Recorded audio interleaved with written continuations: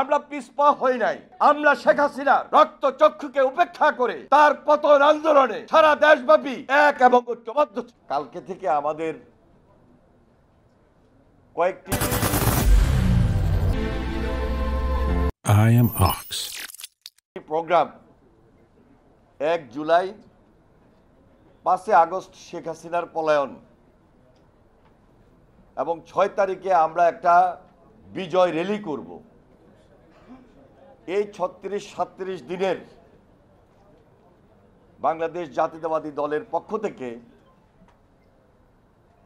যে বাস্তবায়ন কমিটির কর্মসূচি কালকে থেকে শুরু হতে যাচ্ছে। এই প্রোগ্রামগুলোর মধ্য দিয়ে এই গুরুত্বপূর্ণ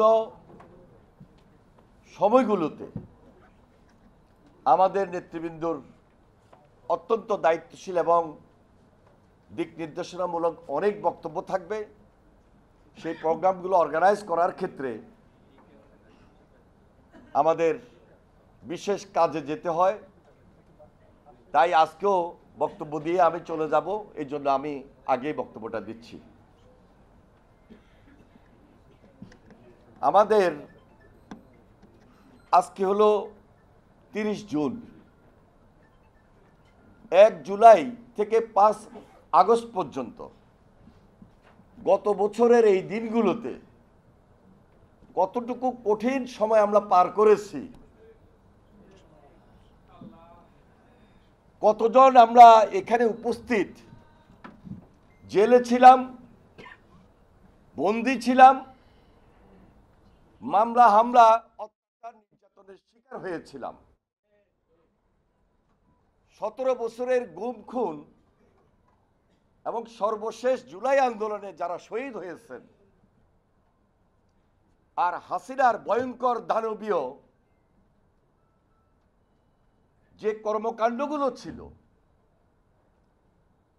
ফ্যাসিস্টের ফ্যাসিবাদী ভূমিকা কত ভয়ঙ্কর ছিল ভাষায় প্রকাশ করার মতো ছিল না।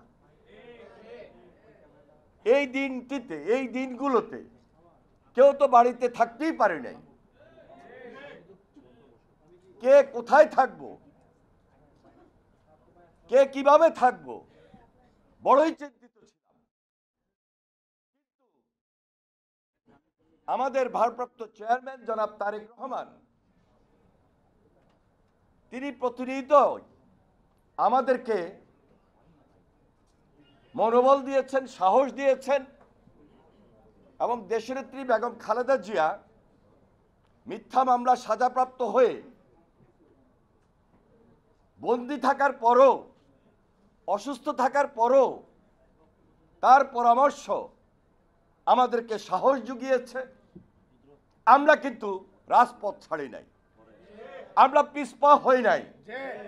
আমরা শেখ হাসিনার রক্ত চক্ষুকে উপেক্ষা করে তার পতন আন্দোলনে সারা দেশব্যাপী এক এবং ঐক্যবদ্ধ ছিলাম। তার আগে আপনারা জানেন আমাদের 27 দফা, পরবর্তীতে সকল রাজনৈতিক দলকে নিয়ে যারা রাজপথে থেকে আমরা যুগপৎ আন্দোলন করেছি, 31 দফা নিয়ে আমরা এই রাজপথকে বেগবান করেছি। আমাদের পাশ থেকে অনেক নেতা কর্মী শহীদ হয়েছেন, শিশু বাচ্চাটা পর্যন্ত শহীদ হয়েছে। হেলিকপ্টার থেকে হাসিনা গুলিবর্ষণ করেও ক্ষমতায় থাকতে চেয়েছিল, তার ক্ষমতাকে সে পার্মানেন্ট করতে চেয়েছিল। কিন্তু আমরা এদেশের মানুষ ঐক্যটাকে সুদৃঢ় করেছি। আমরা শুধু বিএনপি আন্দোলন করেছি এই কথা আমরা কখনোই বলি নাই। আমরা তারেক রহমানের নেতৃত্বে সবাইকে একত্রিত করেছি, সকল রাজনৈতিক দল, দেশের মানুষ সে ঐক্যবদ্ধ আন্দোলনের নেতৃত্ব দিয়েছিল। বিদায় জুলাই আগস্ট যে গণ অভ্যুত্থান হয়েছে, সেই গণ অভ্যুত্থানের মাধ্যমে শেখ হাসিনা পালিয়ে যেতে বাধ্য হয়েছে। আজকে এই দিনগুলোকে আমরা নতুনভাবে স্মরণ করছি। আজকে এই দিনগুলোকে স্মরণ করতে গিয়ে আমার আপনার মধ্যে আবেগ আছে, কষ্ট আছে, ত্যাগের কথা মনে পড়ছে। কিন্তু আবার আমাদেরকে কিভাবে দেশটা গড়তে হবে, কিভাবে নতুন করে জনগণের সরকার হয়ে জনগণের দায়িত্ব নিয়ে দেশটাকে পরিচালনা করতে হবে, এটা একটা চ্যালেঞ্জের ব্যাপার। ওই চ্যালেঞ্জটাকে গ্রহণ করে আমরা আগামী দিনে দেশের নেত্রী বেগম খালেদা জিয়ার নেতৃত্বে, তার সম্পূর্ণ পরামর্শে, তারেক রহমানের নেতৃত্বে এই দেশটাকে গড়ার কাজে নেমে পড়ছে ইনশাআল্লাহ। আমাদেরকে দেশ গড়তেই হবে।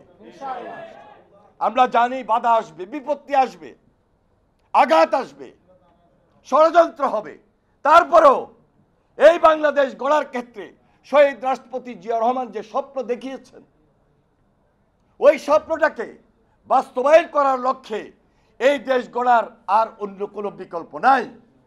সেই জন্য এই ওলামায়ে মাশায়েখ বিন্দু আপনারা সমাজ ব্যবস্থাকে আলোকিত করে রাখেন।